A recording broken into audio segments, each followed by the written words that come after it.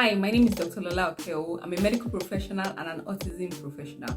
Welcome to today's broadcast. Today, I'm going to be answering a question, and this is a common question that is often asked by parents who have a child with speech and language delay, and that is, will my child outgrow their speech and language delay and suddenly have a language explosion?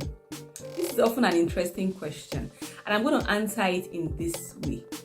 The truth is that every developmental milestone is not that we particularly outgrow a lower developmental ability and suddenly we are able to attain a higher developmental ability.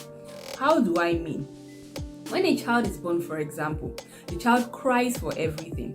When a baby is hungry, the baby cries. When a baby sells his or her diaper, the baby will cry. When a baby wants to sleep, the baby will cry. But as the child grows older, the child acquires ability to be able to communicate their needs, and therefore the child doesn't cry for everything. So when a child acquires the ability to communicate when he or she is hungry, the child does not need to cry when he or she is hungry.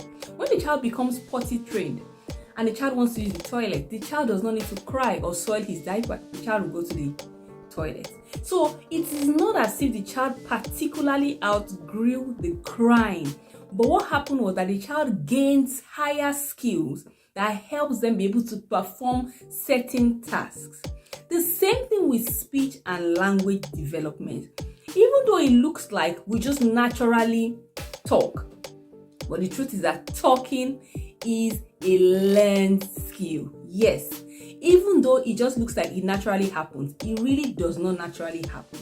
There are skills and abilities that helps you to be able to acquire speech and language. So for some children, there may be challenges with these skills, and that's why the child is delayed.